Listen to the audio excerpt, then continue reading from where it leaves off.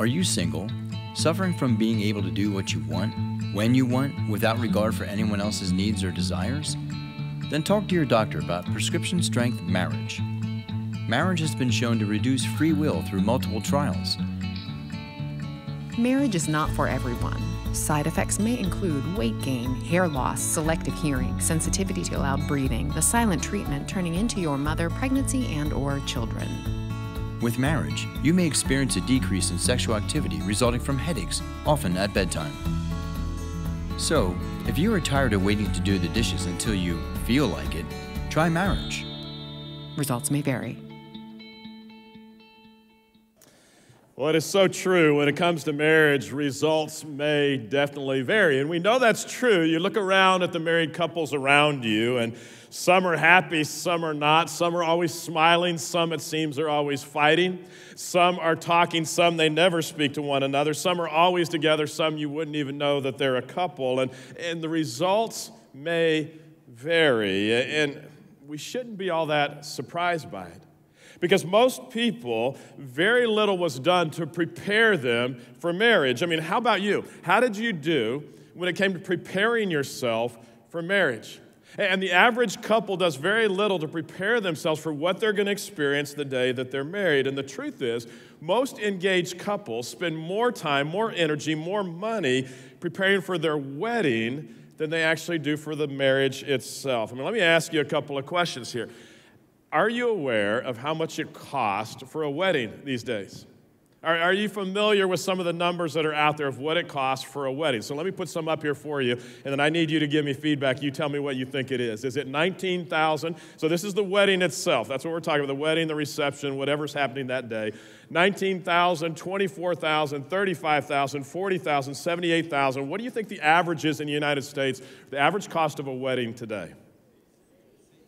So I hear several people saying C. C is correct. It's $35,000 is the average cost of a wedding in the United States today. Some of you are getting real sick right now, especially parents with daughters. And so we provided bags there in the seats for you. If you need to use them, then they're there for you.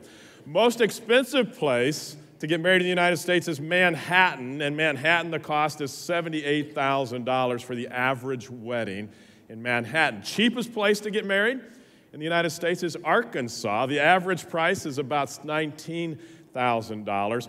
Central Pennsylvania, just so you kind of know, $24,966. For those of you that are Branch Creek around the Philadelphia area, $40,350. So you may want to come this way when it's time for your daughters to get married, but just kind of some average cost. And the experts say there's a reason for it. The reason why the cost of a wedding keeps going up and up. And this is what they actually say. The rising cost of a wedding is due to a couple's desire to impress their guests and have them walking away saying, wow, that was amazing. So for $35,000, you can have your guest walk away and say, wow, that was amazing. And yet to do that, you've got to, if you're going to get the amazing factor, you've got to kind of keep upping the game from everybody else. And so there are trends that happen in weddings. And so some of last year's trends, most popular trends, one is just adding color to the whole wedding party. And so that was a trend last year. Other trends, it would be whatever you're going to leave the wedding in, you can kind of spiff that up a little bit by what you leave in. Maybe it's adding food trucks, movable food, so that you can add food trucks to your wedding. This one I do not understand. Games. If you want to go to a wedding and play croquet, that's great. That doesn't excite me, but that's another trend. Furry friends. Bring along your furry friends is another trend for weddings in the past year. This one I do agree with 100%. It's kind of maybe not so much cakes, but let's have pastries, let's have donuts, and if you don't like donuts, then the last thing is just stylish swings. Let's have a swing for the wedding. And you look at all this, and you go, the amount of energy, the amount of time, the amount of money that's being put in so you can have your friends walk away and say, wow, that was amazing, for an event that's going to last 3, 4, maybe 5 hours. And yet we do so little to prepare for what happens after the wedding. We do so little to prepare for marriage, which we are hoping is going to last a lifetime. Planning the perfect wedding so often takes precedence over planning for a successful marriage. Now, here's what you need to know. When it comes to marriage, The results may vary. We know that. We see that. But with proper work, it is possible to have a successful, happy marriage. And researchers kind of confirm what God says in the Bible and principles that God gives us in the Bible. And the research says if you work at it, your marriage doesn't have to be a gamble.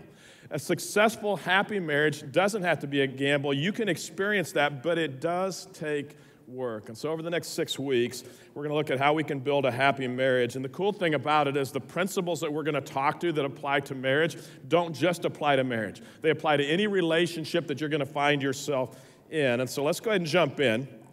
If you haven't yet done so, grab the outline out of the program. You're going to want to follow along. You're going to want to take some notes. And also, grab a Bible. And if you don't have one with you, there's some in the seats there around you. And open it up, if you would, to page 878 to 1 Corinthians chapter 18. Or if you use your phone, the app on your phone, however you want to do it. 1 Corinthians chapter 13, page 878 in the Bibles there at your seats.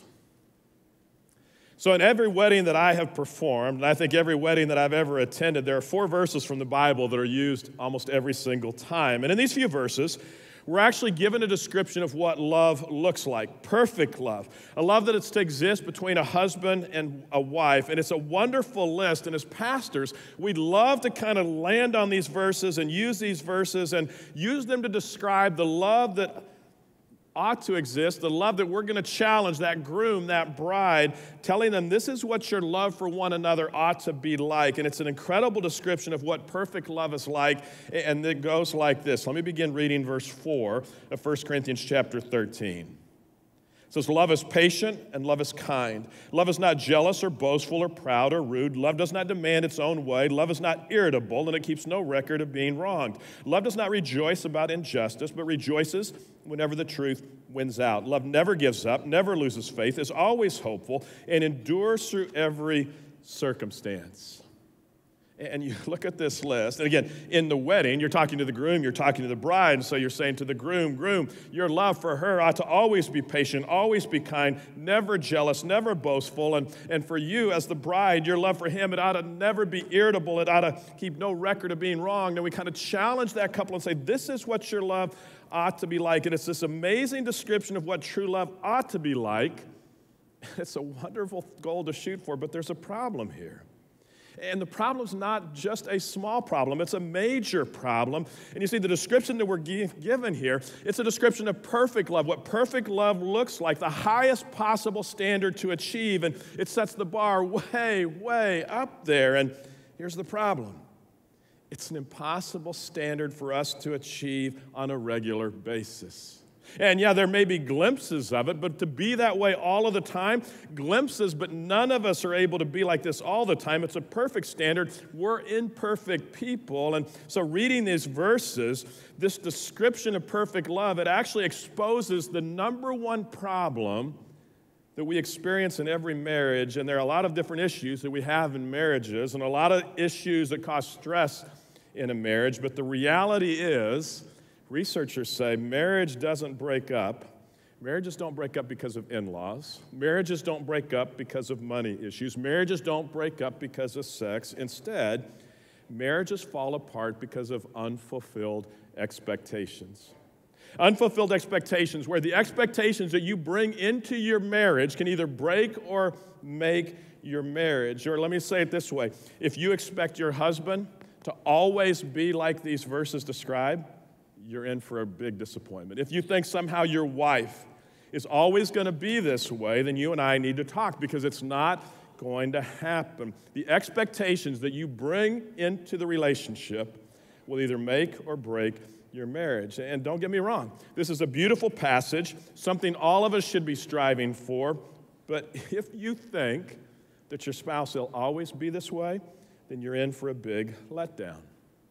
Now, Dr. Les and Leslie Parrott have written a book entitled Saving Your Marriage Before It Starts, and we're actually using their book as a resource for this series. And in their book, they say that there's an assortment of misconceptions about marriage. They say they call them myths, and they say there's an assortment of myths, many myths about what marriage is like. And Dr. Parrott says most couples enter marriage believing that if they can find Mr. Right, Mrs. Right, then they're going to live happily ever after. And everybody goes into the marriage thinking, okay, I found the right person, and now that I found the right person, everything is going to go smooth from here on out. But according to the parents, they say that belief that if you just find the right person, you're going to experience happily ever after, they say it's one of the most destructive, most common, but most destructive myths in marriages around. But they say that's not the only one.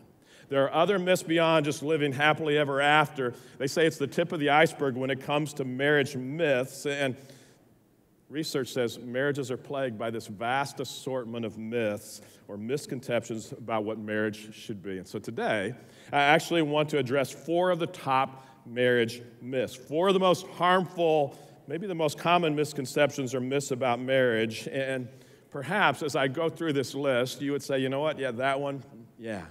No, on the next one, whatever. You may find yourself in all of them, but odds are you're going to find yourself with one of them. And so let's talk about the myths that sometimes destroy marriages. Myth number 1. First myth is we expect exactly the same thing from marriage. The husband, the wife, groom, bride expect exactly the same thing from our marriage. Saying I do actually brings a lot of conscious, unconscious expectations that aren't always fulfilled. Neil and Kathy are in their late 20s. They've been married about 4 years. Each one had a clear idea, an image of what life together was going to be like, but they never actually talked about those ideas. They, like most newlyweds, simply assumed that the other had the exact same expectations, the same identical picture of marriage in mind. And the truth is, nothing could be further from the truth. Kathy expected married life to bring stability. She wanted predictability in their lifestyle. To Kathy, the perfect marriage was spending time together, working in the garden. Neil, on the other hand, wanted their marriage to be exciting, spontaneous. He didn't want humdrum routine. To Neil, it meant out riding motorcycles. It was doing whatever they could spontaneously. And as far back as their childhood, Neil and Kathy began dreaming about how marriage life was going to look. And they grew up in homes where their parents modeled married life for them. They read books describing loving relationships. They watched TV shows, movies that depicted scenes from marriage. And for years, they had fantasized about what married life would look like. And very little effort was put into it, but they just formed these ideas in their mind about how their marriage should look. And never occurred to them when they got married that maybe their ideas were not the same.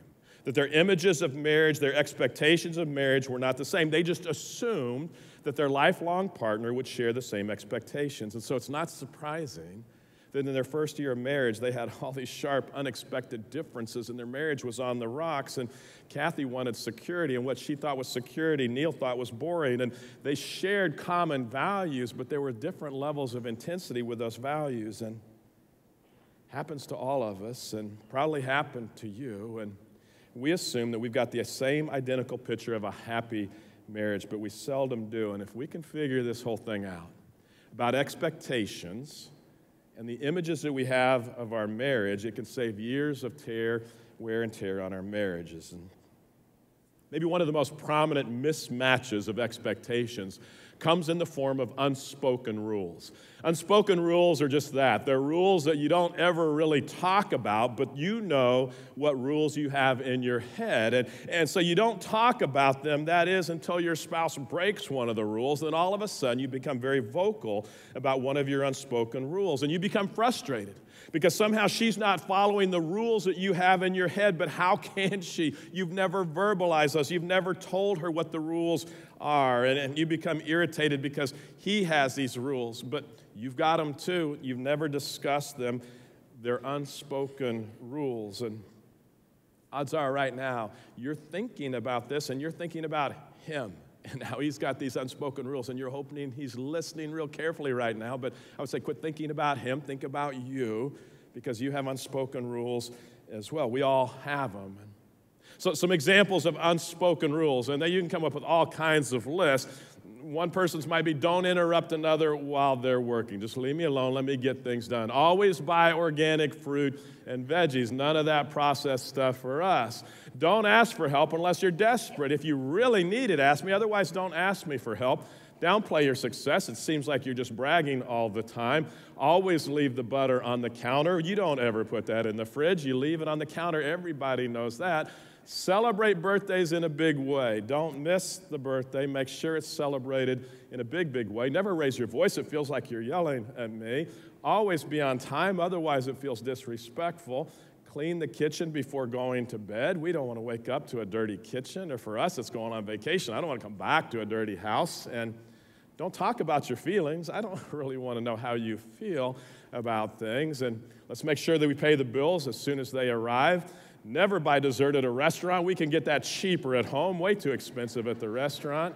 Unless it's an emergency, we don't need to use the credit card. And don't buy expensive gifts. I know you love me. You don't need to buy me things that are expensive. And we've got all these unspoken rules. And again, you can add this to your list, but we've got these rules that we don't ever speak about. But we know what they are. And when our spouse breaks them, all of a sudden, we become irritated, we become frustrated because they're not following the rules. Or another thing that happens, also unspoken or just unconscious roles.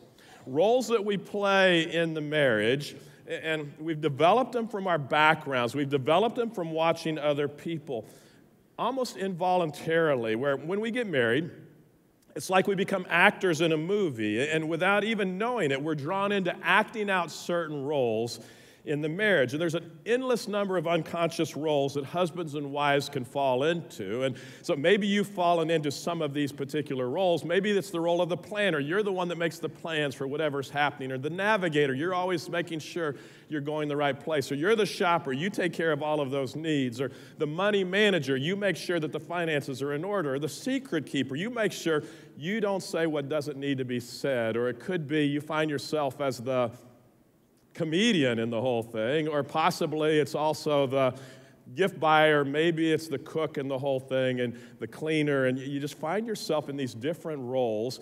And what's interesting, there's no right or wrong in how these things play out. There's no right or wrong, but because of our backgrounds, we've been watching all of our lives, and maybe it was modeled to us by our parents, maybe it was modeled to us by friends, and however it is, and we fall in, and there's no right or wrong. And so nobody says that she has to be the one that's the shopper. Nobody says that he's the one that has to be the money manager. Nobody says that one or the other has to be the cleaner. It's just roles that we've come up with unconsciously. And so we find ourselves not talking about these, and all of a sudden we're acting out a part, a script, based on what our backgrounds have been, and we find ourselves frustrated because the other person doesn't know what's going on. And if you're single for a very long time before you get married, you find yourself very challenged because you've been carrying all of these roles, and now all of a sudden you say, okay, how in the world are we going to blend our roles? Or if you've been married before, you can't just simply assume that the roles you had in the previous marriage are going to fall in line in the next relationship as well. So being aware of unspoken rules, being aware of unconscious roles can save all kinds of drama in your relationship. Myth number one is we expect that we're going to want the same thing from our marriage, but we don't. And so we've got to talk about what our expectations are. Myth number two. Myth number two is everything good in our relationship will only get better. It's already good, and as soon as we say the vows and walk out of the church or the wedding venue, whatever it is, it's only going to get better from here on out. But the truth is not everything gets better. Sometimes it actually gets worse. A lot of things improve over time, but some things it's going to be more difficult. And researchers say one of the things that doesn't necessarily get better for a lot of people is your image of your spouse, the person that you're marrying. When you married your spouse, you had this idealized image of who they were. You, in your mind, had this image of who you thought they were going to be, and it's almost like we airbrush the image in our minds, and we put them out to be just kind of this perfect individual, and what we find after we marry is whatever that airbrushed image was of our spouse, not necessarily reality. And we find ourselves struggling because of it. Before you got married, you were eager to put your best foot forward, and so was your spouse. And so you had these romantic fantasies, and in your mind, you imagined your partner at their very best. And we imagined that he'll never become irritable, or we imagined that she would always be patient, or we imagined that he would never put on excess weight, or we imagined that she's always going to cook great meals, or we imagine unending and passionate sex. And we have these images in our mind of what it's going to be like, what they're going to be like.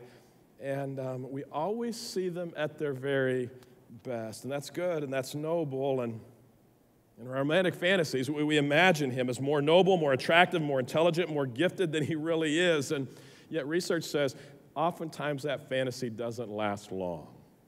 And what happens is we marry an image only later to discover he's a little bit different. She's a little bit different than what I thought. And this is where, I don't know if it's depressing, encouraging.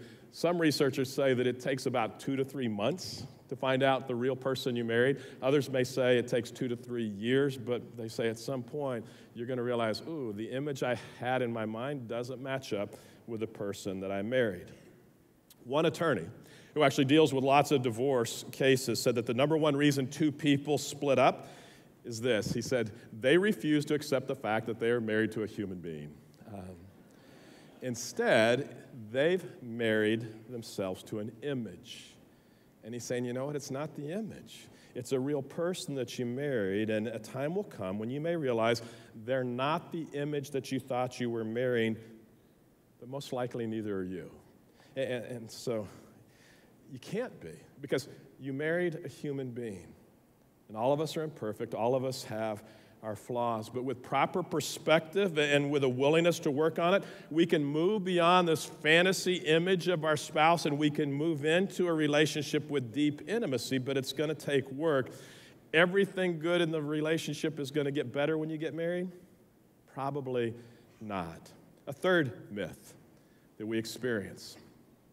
Everything bad in my life will disappear. Everything bad in my life will disappear. Before marriage, this is fascinating. Before marriage, we don't expect that life is always going to be sunshine, always going to be roses. But for some reason, once we get married, we think we're going to wake every day to sunshine and roses. And unfortunately, getting married doesn't cure all of our ills. And so the bad traits, the bad habits, the bad feelings that you had, that you carried around before you got married, the day that you got married, you continued to carry those with you. You didn't leave them at the altar somehow at the wedding ceremony, and so they continue on with you. Psychiatrist John Levy actually said this. He said, most complaints about marriage or matrimony arise not because it's worse than the rest of life, but because it's not incomparably better. Or somehow we have in our mind that the day we get married, all of the issues in our lives are going to go away, but they don't. That doesn't automatically happen. You say, why is that? Why don't they go away? And so John Levy actually says this about that. He says, marriages don't erase personal pain or eliminate loneliness. They're not going to automatically go away. Why? Because people get married to primarily further their own well-being, not to take care of their partner's needs. Meaning you've got your issues that you're dealing with, but your mate didn't marry you to take care of your issues. Your mate married you because you made them happy. You married him because he made you happy, not because you wanted to take care of all of his issues. And so somehow we've got this notion that when we get married, everything is going to be better. And yet it doesn't automatically get better. All of the struggles that you're facing do not automatically disappear. But with proper work, in the right situation, marriage can become an agent for healing. It can become an agent for restoration. But understand, the wedding day itself is not a place of arrival.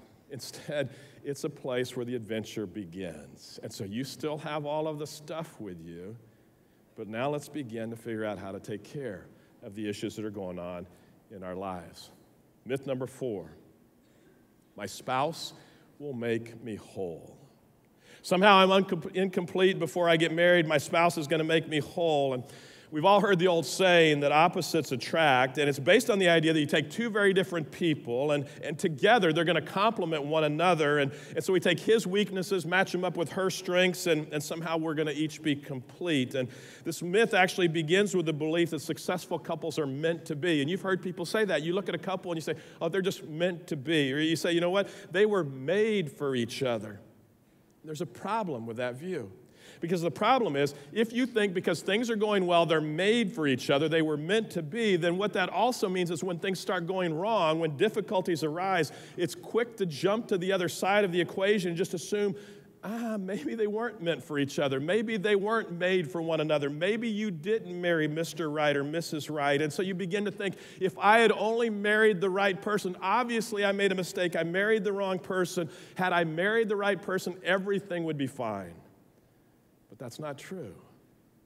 John Fisher actually addresses that this way. He says, the success of a marriage comes not from finding the right person. Yeah, it's important to be careful who you marry, but it's not a matter of just finding the one Mr. or Mrs. Right in the equation. It's in the ability of both partners to adjust to the real person that they inevitably realized they married. You go through that adjustment of realizing, okay, the image I had isn't really the right image. Here's who I really married. And it's not a matter of are they right, Mr. Right, or are they Mrs. Right, but instead it's saying, okay, so now let's adjust and let's go to work and let's make this a successful, a happy marriage. It's the ability of both partners. It's going to take work on both sides. And it's going to take adjustments in the whole thing. And it's going to be work to have a happy marriage. But a happy, successful marriage is possible. A fifth myth that I would actually give to you as well, and that's this one. It would be easier to start over with somebody new. It would just be easier to start over with somebody new. Can I just say it won't be?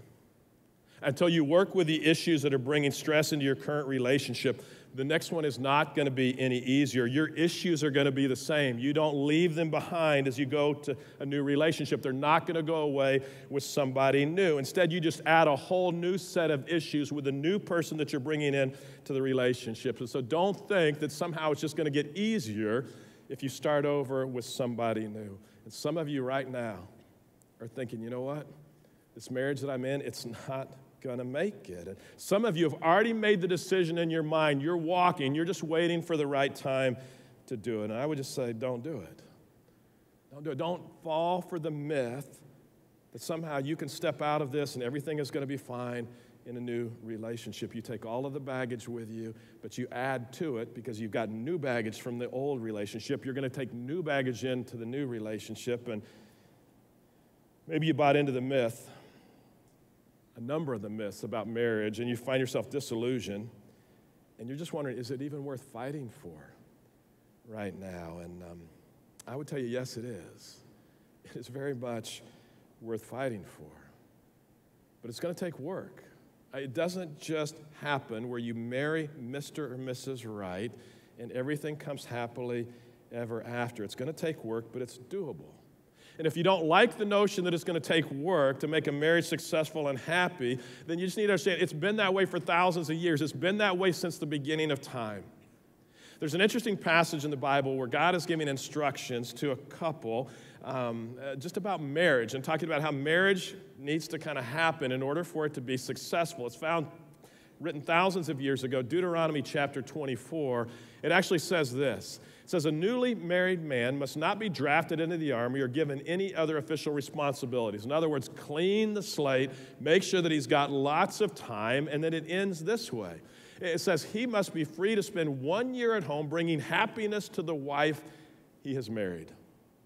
In other words, God is saying, look, you just need to understand, it's not get married and happily ever after. It's get married and then start working to make sure that your marriage is a success, to make sure that you have happiness in your marriage. And so he says, 1 year at home, which would go, I would love to have a year at home and work on my marriage, but that's not going to happen for most of us. I love the way it says, bringing happiness to the wife that he has married. And you say, I would love to have a year at home.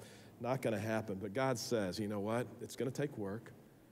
But it's possible to have a happy and successful marriage. And we don't have to do it alone.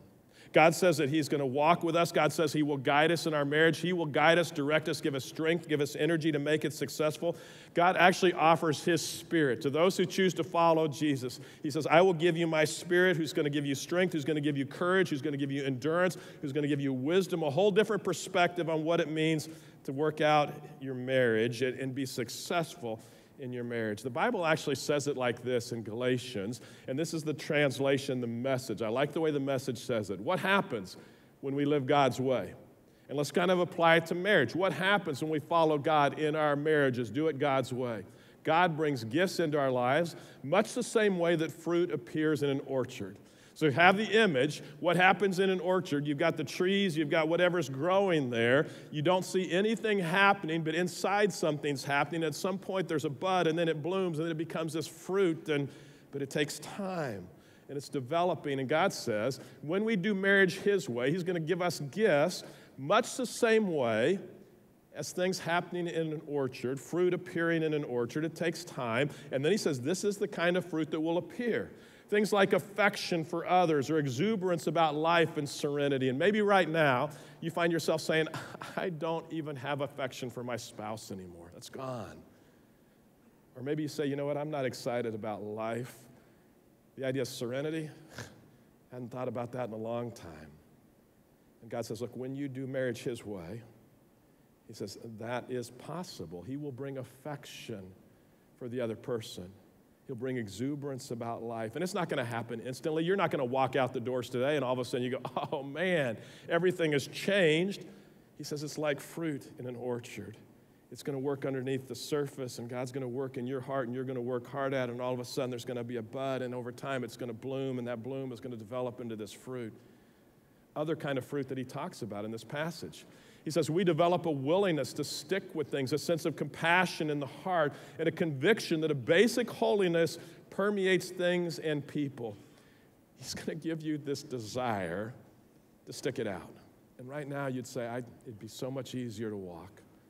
But God says, I will give you this sense, this compassion to work it out, to stick it out, to make it happen. And he says, I'm going to change your perspective about your mate. Right now you don't see them as anything holy. Instead, you see her, you see him as being evil, and you think, oh man, there's no way I can love that person. But God says, you know what? I will, over time, like a tree in an orchard, like fruit in an orchard, it's going to be underneath the surface. But you work with me, you follow me, God says, and all of a sudden, you're going to see a bud pop out, and that bud is going to bloom, and it's going to develop into this beautiful fruit. And he goes on. He says, we find ourselves involved with loyal commitments, not needing to force our way in life, able to marshal and direct our energies wisely. And I look at this and go, who doesn't need this? To find ourselves loyally committed to the relationship that we're in, to find ourselves not trying to force our way in the marriage, but to somehow direct our energies in a wise way. And that's what we need every day. Every day.